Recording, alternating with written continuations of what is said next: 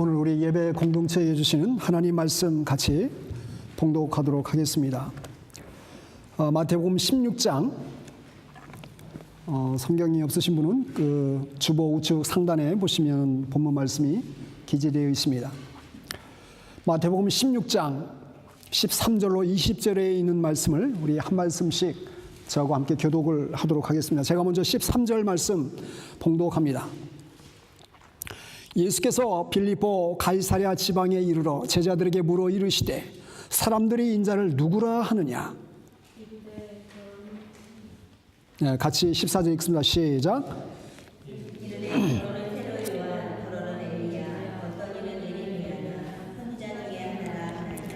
이르시되 너희는 나를 누구라 하느냐? 시몬 베드로가 대답하여 이르되 주는 그리스도시요 살아계신 하나님의 아들이시니이다. 예수께서 대답하여 이르시되 바유나 시몬아 내가 복이 있도다. 이를 내게 알게 한 이는 혈육이 아니요 하늘에 계신 내 아버지시니라. 또 내가 내게 이르노니 너는 베드로라. 내가 이 반석 위에 내 교회를 세우리니 음부의 권세가 이기지 못하리라. 내가 천국 열쇠를 내게 주리니 내가 땅에서 무엇이든지 매면 하늘에서도 매일 것이요 내가 땅에서 무엇이든지 풀면 하늘에서도 풀리리라 하시고 이에 제자들에게 경고하사 자기가 그리스도인 것을 아무에게도 이르지 말라 하시니라. 아멘. 오늘은 런던 함께하는 교회가 임블런 타운에 세워진 지 벌써 6돌이 되는 뜻깊은 날입니다. 교회 설립 감사 예배를 드리면서 정말 하나님이 기뻐하시는 교회, 주님의 사명을 감당하는 교회가 되기 위해서 어떤 말씀이 정말 우리 예배 공동체에게 합당한 말씀인가 깊게 묵상하면서 이 마태복음 16장 말씀을 본문으로 삼아서 믿음의 고백 위에 세워진 교회라는 말씀으로 함께 은혜를 나누기를 원합니다. 런던 함께하는 교회 설립 6주년을 맞이해서 우리는 다시금 하나님께서 왜 이 교회를 이 땅 가운데 세워주시는지, 또 예수님께서 믿음의 고백 위에 왜 교회를 세워주시는지에 대해서 다시 한번 그 의미를 우리 마음속에 되새기면서 이 교회를 통해서 하나님께서 이루시고 또 소망하는 그 일들이 무엇인지를 우리가 마음속에 품어야 됩니다. 그 마음속에 품고 또 그 사명을 감당하게 될 때에 런던 함께하는 교회가 임블런 타운에 세워지면서 세 가지 모토를 가지고 시작을 했습니다.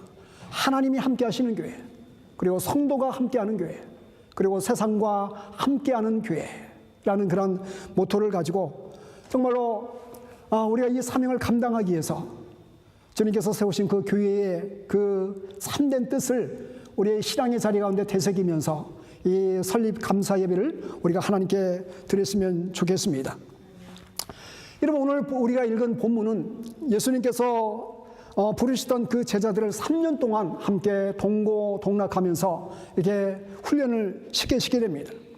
그리고 이제 공생애가 예수님 공생 보통 3년 6개월 정도 이렇게 추정을 하게 되는데 이제 얼마 남지 않은 그런 사역의 그 시간이 남겨져 있었습니다. 그래서 제자들을 데리고 오늘 본문에 보니까 가이사랴 빌립보 지방으로 제자들을 데리고 가셨다라고 말씀하고 있습니다.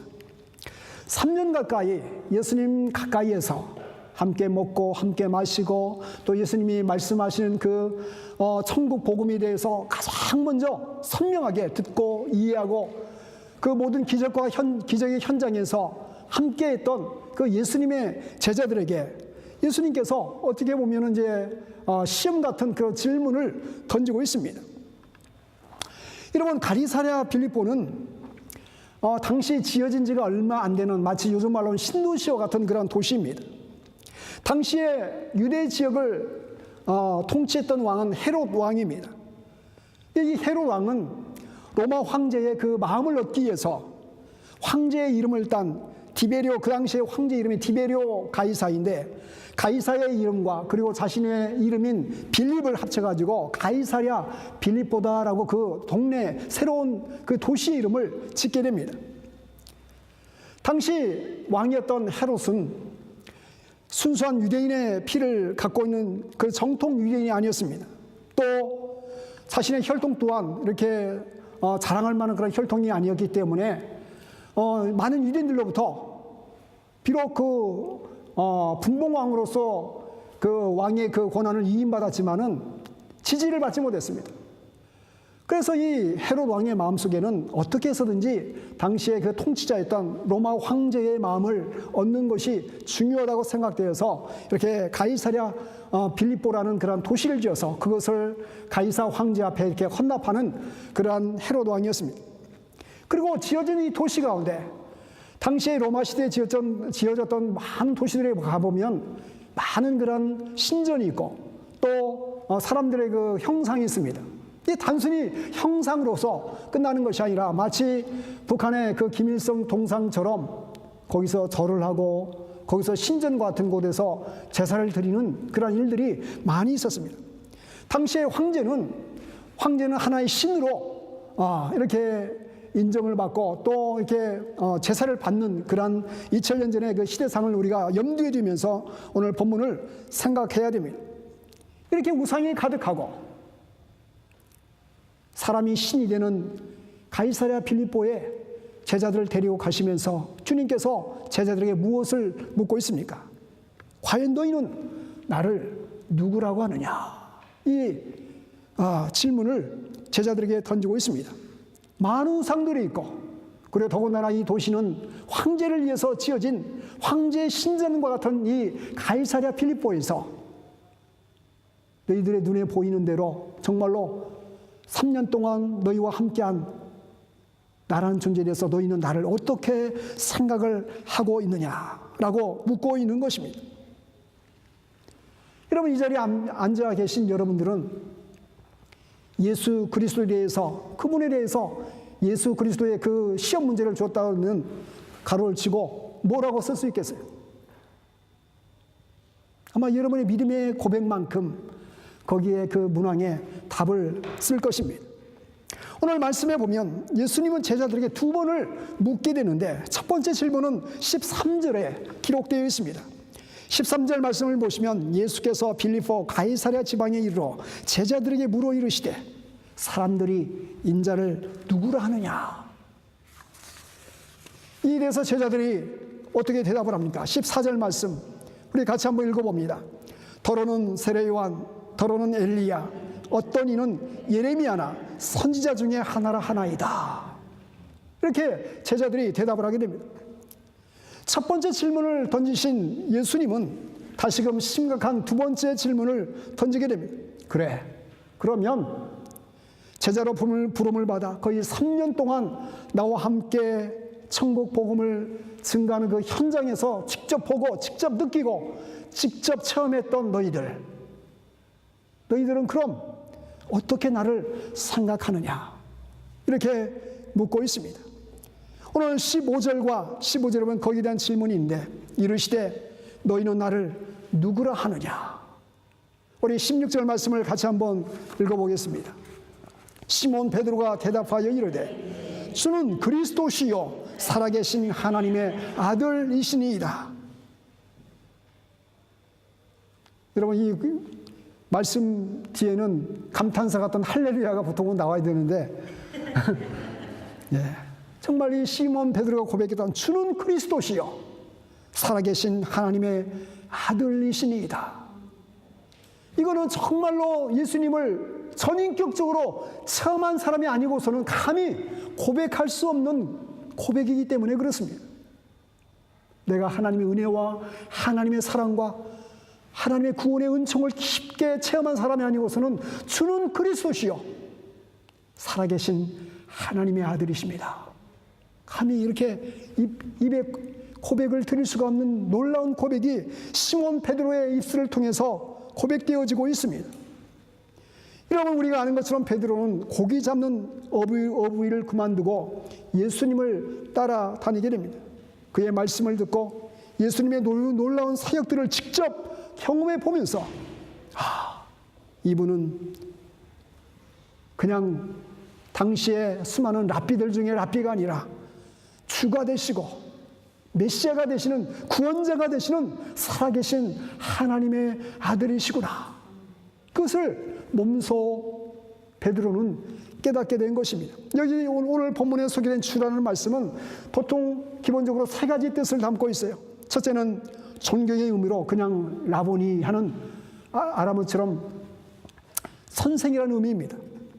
둘째는 주는 인생의 주인이 되신다는 그러한 뜻입니다.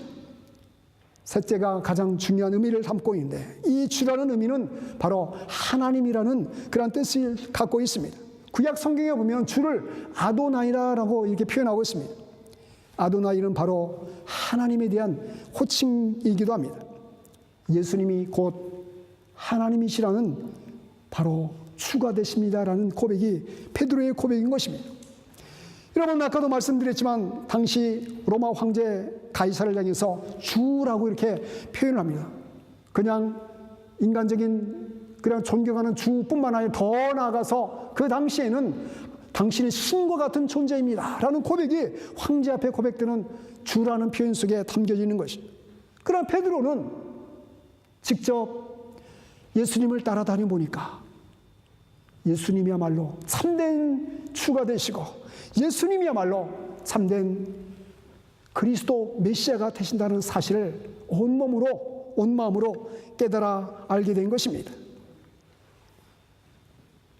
오늘 이 자리에 함께한 모든 여러분의 그 마음속에서도 이 베드로의 고백과 같은 놀라운 주는 그리스도시요 살아계신 하나님의 아들 되심을 마음속에 영접하는 놀라운 구원의 은혜가 가득하기를 주님의 이름으로 간절히 축원을 드립니다. 여러분, 오늘 런던 함께하는 교회 설립 감사 예배를 드리면서 오늘 본문을 통해서 우리에게 몇 가지 교회가 무엇인지에 대해서 몇 가지를 우리에게 확인하게 보여주시고 있습니다. 여러분, 교회가 무엇입니까?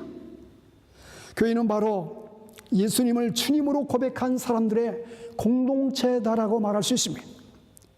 베드로는 예수님의 질문에 당당하게 주는 그리스도가 되시고 하나님의 아들이 되십니다라는 멋진 믿음의 고백을 하였습니다.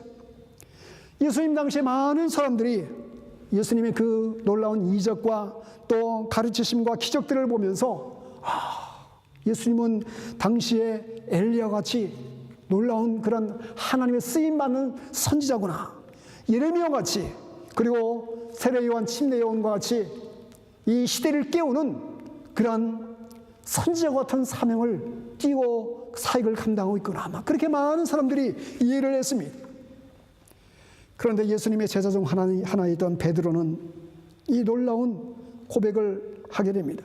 주는 그리스도시요 살아계신 하나님의 아들이십니다. 예수님은 이 베드로의 고백에 17절에 이렇게 칭찬하고 있습니다. 바위나 시몬아, 내가 복이 있도다. 내가 복이 있도다. 구원자 되신 예수님을 안다는 것이 주님께서 칭찬한 것처럼 정말로 복된 고백을 하였구나. 여러분, 이 세상에 많은 복이 있지만 우리나라 옛말에 오복을 얘기하면서 여러 가지 재물부터 명예 또 심지어는 치아 복까지 이야기를 하는데, 복 중의 복은 우리의 인생을 살아가면서 바로 길이 되시고 진리가 되시고 생명이 되신 예수 그리스도를 아는 이 복이야말로 가장 축복된 가장 영원한 복임을 믿으시기 바랍니다. 오늘 18절 말씀을 우리 같이 다시 한번 읽어보기 원합니다. 18절 말씀. 또 내가 내게 이르노니 너는 베드로라. 내가 이 반석 위에 내 교회를 세우리니 음부의 권세가 이기지 못하리라.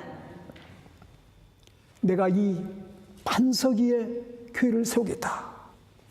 여러분, 이 해석이 결국 로만 가톨릭과 일반 그 개신교와의 그 분기점이기도 합니다.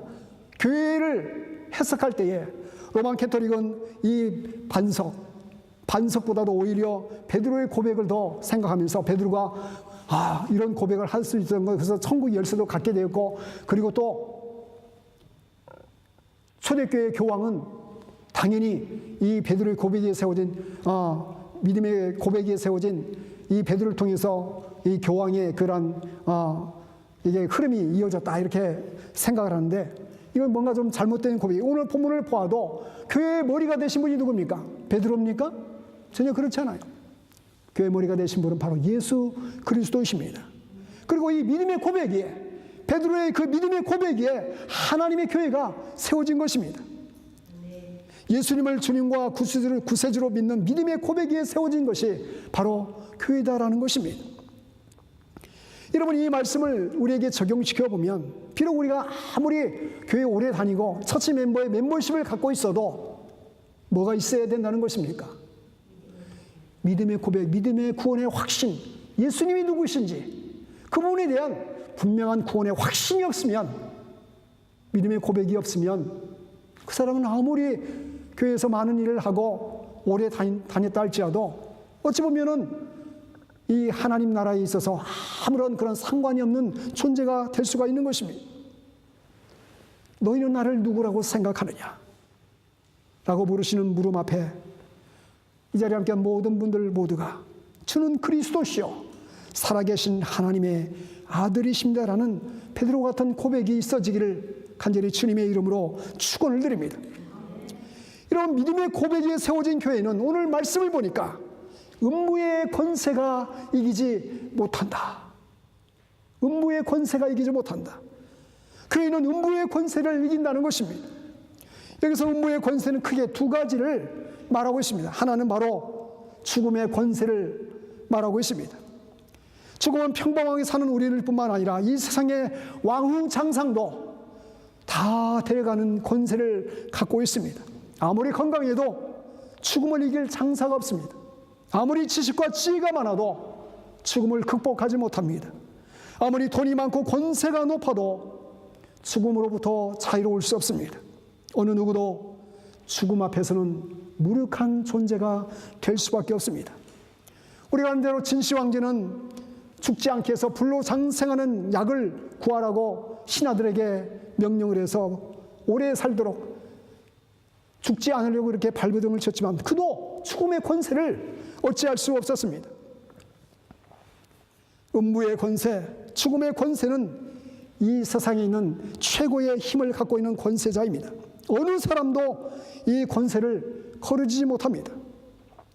여러분, 인터넷 사이트 위키피디아 그 백과사전에 보면은 매년 월별로 전 세계 유명한 사람들이 나오는데 그 사람들은 죽은 사람들입니다.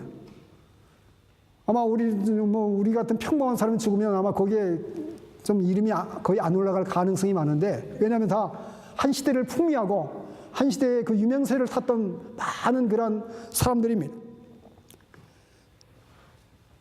제가 그 작년도에 도대체 어떤 사람들이 죽었나 보니까 뭐 대단한 사람들이 다 죽었어요. 정치가부터 예술가, 내노라는 그런 사람들이 하루에 거의 뭐 하루 단위로 계속해서 리스트를 갖다 이게 정리해 놨는데, 그 매일매일 죽은 사람들이 그렇게 참 한평생을 살아가면서 유명세를 떨쳤던 사람들입니다. 이 자리에 함께한 저와 여러분도 죽음의 권세 앞에는 꼼짝 못하는 연약한 존재들입니다. 그런데 예수님은 이 땅에 교회를 세우시면서 음부의 권세, 죽음의 권세가 교회를 결코 무너뜨리지 못하고 이기지 못한다라고 지금 말씀하고 있습니다. 이 말씀은 음부의 권세도 죽음의 권세도 바로 이 예배 공동체, 믿음의 공동체, 그 교회 공동체를 통해서 극복할 수 있는 그 비밀을, 신비를 보여주고 있는 것입니다. 더 나아가서는 교회는 바로 예수 그리스도가 주시는 부활 생명을 통하여서 죽음의 권세를 완전히 극복하고 승리할 수 있는 하나님께서 이 땅 가운데 세워주신 가장 축복된, 가장 소망이 가득 찬 공동체라는 것입니다. 여러분, 성경엔 두 가지 죽음을 알려주고 있습니다. 하나는 우리가 죽듯이 육체적인 죽음이고, 그리고 하나는 또 영원한 죽음이 있음을 말씀하고 있습니다. 육체적인 죽음은 70이 넘고 100세가 되면 흙으로 왔으니 흙으로 돌아가는 것처럼 누구에게나 맞이하는 죽음입니다. 또 하나의 죽음은 영원한 죽음을 말씀하고 있는데, 성경은 그것을 불못 혹은 멸망이다라고 표현하고 있습니다. 그런데 놀랍게도 교회는 이 음부의 권세, 죽음의 권세를 이길 수 있는 하나님께서 이 세상 가운데 세워주신 유일한 공동체가 바로 교회 공동체다라는 것입니다. 그리고 두 번째, 이 음부의 권세에 담겨진 의미 중에 하나는 바로 사단의 권세입니다. 음부의 권세를 가지고 우리를 위협하고 괴롭히는 존재가 있는데 바로 그것은 마귀입니다. 마귀를 성서에 기록된 원어는 사단이라고 말하여지는데 사탄은 음부의 권세와 짝을 이루어서 우리를 무너뜨리고 우리를 정말로 죄악의 수렁텅이에 빠지게 해서 그 죄악으로부터 벗어나지 못하도록, 그리고 종국에는 멸망의 길로 치닫게 하기 위해서 우리를 유혹하기도 하고 우리를 넘어뜨리게 하는 존재가 바로 사단입니다. 그런데 이 세상에 믿음의 고백에 세워진 하나님의 교회는 이 음부의 권세로부터 자유로울 수 있고 마치 구약의 도피성처럼 이 믿음의 공동체를 통하여서 안전하게 보호를 받게 하셨습니다. 그러므로 이 믿음의 공동체인 교회가 얼마나 우리의 믿음의 자리 가운데 중요하고 소중한지 모릅니다. 여러분, 예수님은 음부의 권세를 깨뜨리시고 부활하시고 그리고 우리를 보호해 주시기 위해서 교회를 세워주셨습니다. 여러분, 이러한 교회관이 없으면 요즘 많은 사람들이 교회를 가도 그만 안 가도 그만, 또 신앙생활 하다가 시험에 들면 그냥 교회를 등지고 나홀로 그냥 신앙생활 하는 분들이 아이고 어떻게 하나님 예배 안 하시고 어떻게 신앙생활 잘 하셔요? 이렇게 물어보면 특히 이제 이 영국에 있는 많은 성도 중에 그렇게 시험 받아가지고 교회를 끊고 나홀로 신앙생활 하는 사람들이 간간히 있습니다.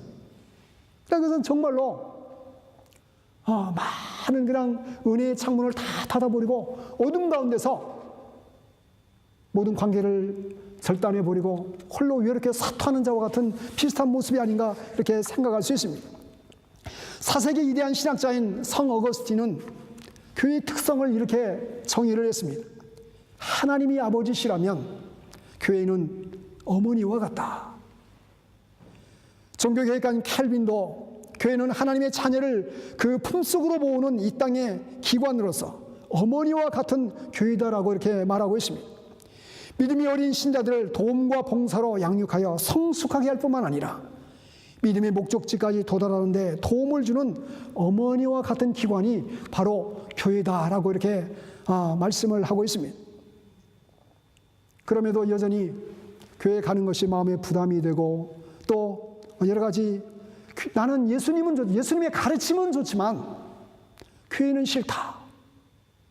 왜 교회가 싫을까요? 아마 그것은 여러 가지 이유가 있겠지만은 교회 와보라고 해서 교회 가봤더니 별 이상한 사람이 있어가지고 그냥 그 사람 꼴 보기 싫어서 교회 안 가. 또 교회 가보니까 뭐 이렇게 내 얘기도 다 토해내야 되고 뭐 그냥 또 삶을 나눈다고 하는데 또 또 교회 가니까 여러 가지 인간적인 모습이 교회 가운데서 보일 수 있다는. 여러분, 교회란 말이 헬라어로 에클레시아 아닙니까? 에클레시아. 세상으로부터 불러내심을 받은 공동체예요. 근데 세상으로부터 불러내심을 받았는데 그 사람이 행실이 좋다든지 실력이 된다든지 돈이 어느 정도 있다든지 명예가 어느 정도 있다든지 해가지고 커트라인 딱 잘라가지고 불러냄을 받은 존재들이 아니라 병든 사람, 마음에 상처받은 사람, 죽을 살동에다 간신히 구원의 빛을 발견하고 예수님 믿게 된 사람, 심지어는 여러 가지 나쁜 일을 저지르다가 어떻게 그냥 감옥 속까지 가가지고 구원돼서 예수를 만난 사람, 구원을 받았지만 여전히 아직도 성숙하지 못하고 여전히 많은 실수가 있고 부족하고 그런 공동체로 모인 그런 것이 어떻게 교회입니다. 그 교회 공동체가 하나가 되고 그 교회 공동체가 사랑이 있고 그 공동체가 정말 천국과 같은 모습이 된다는 것은 불가능한 상황이에요. 객관적으로 보면. 그럼에도 불구하고 예수님께서 우리를 죽기까지 사랑하신 그 사랑의 깊은 은혜 가운데 우리가 거하면 거할수록 서로 이해할 수 있고 서로 용납할 수 있고 서로 품어줄 수 있고 그렇게 나 자신을 자랑했던 사람이 나보다도 남을 낮게 더 여길 수 있는 그런 변화된 모습이, 성숙된 모습이 지금의 모습은 마치 그냥 보리쌀 모아는 것처럼 다 그냥 뿌리면 다 흩어질 것 같은 그런 모습들이지만, 우리가 그리스도의 은혜와 사랑을 더욱더 사모하고 그 은혜 가운데 거하게 되면 놀라운 아름다운 하모니를 이루는 믿음의 공동체, 사랑의 공동체가 세워지는 것이 바로 교회의 능력이고 교회의 신비인 것입니다. 여러분, 하나님께서 세우신 이 교회 가운데 믿음의 뿌리를 잘 내리지 못하면 결코 믿음이 자랄 수가 없습니다. 결코 하나님의 크신 은혜 앞에 나아갈 수가 없습니다. 이것은 100% 분명한 것이에요. 얼마 전 집에서 기르던 서양란, 이게 오래간만에 꽃을 피웠는데 이게 옆으로 휘어져가지고 꽃이 피었어요. 내가 보기에 이게 계속 걸리는 거예요, 이게. 그래가지고 이걸 좀 반드시 잡아줘야겠다. 그래가지고 이렇게 반드시 세웠는데 이게 똑 부러졌어요, 똑. 꽃이 핀 쪽이. 그래가지고 뭐 딸내미한테 집사람한테 엄청 구박을 받았는데 그 이쁘게 핀 꽃을 잘라먹어가지고 그래가지고 너무 아깝다고 생각해서 유리컵에다가 물을 넣어가지고 그걸 한 며칠 동안 있었는데 며칠 동안밖에 못 가더라고요. 잘라진 꽃은 더 이상 가지 않고 결국 시들시들해서 결국 버리게 되었는데, 여러분, 줄기에서 뿌리에서 떨어지면 아무리 이쁜 꽃도 아무리 이쁜 줄기도 결국 시간이 지나면 시들시들해질 수밖에 없어요. 말라 비틀어질 수밖에 없어요. 우리가 믿음의 뿌리를 믿음의 이 공동체에 내려놓지 않으면, 나는 그래도 그냥 뭐 두루두루 요즘 유튜브로 예배 드려요. 그냥 나름 또 뭐 성경도 읽고 또 기도도 합니다. 그렇지 않습니다. 연약한 공동체지만 우리가 함께 손에 손을 잡고 교회의 공동체로서 한 회원이 되고, 좀 마음에 안 드는 사람이 있어도 섬기는 마음으로, 사랑하는 마음으로, 그리고 정말로 주님께서 우리에게 맡기신 이 교회의 사명, 복음의 사명을 감당하는 공동체로서 세워져 나갈 때에 연약하고 부족한 교회지만 그 공동체를 통해서 하나님이 그 모습을 기뻐하시고 그 공동체를 세워가시고, 오늘 말씀해 보니까 음부의 권세가 이기지 못하는 하나님의 믿음의 공동체가 이 땅 가운데, 이 세상 가운데 세워지는 것이 바로 교회의 생명력인 것입니다.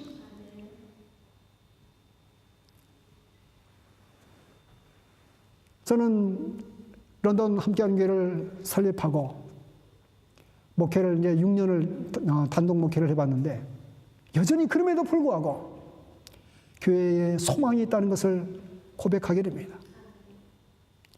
하나님은 여전히 한 생명을 귀하게 여기시고 그 한 생명의 가치를 천하보다도 더 귀하다고 말씀하셨어요. 사실 그렇지 않습니까? 여러분의 그 생명의 가치를 어디에다, 어떤 저울에 달할 수 있겠어요? 여러분의 생명의 가치보다 더 무거운 것이 있습니까? 그렇잖아요. 아무리 연세가 많아도, 아무리 중환자라 할지라도, 아무리 인격적으로 아직 성숙되지 못한 사람이라도 그 영혼이 정말로 귀한 것입니다. 그 영혼을 위해서 예수님께서 십자가에 달려 죽으셨고, 그 영혼을 위해서 우리에게 부활의 소망을 주시기 위해서 부활의 첫 열매가 되신 분이 바로 예수님이십니다. 예수님의 가장 큰 복음의 그 선물은 바로 교회 공동체를 세워주신 것이에요.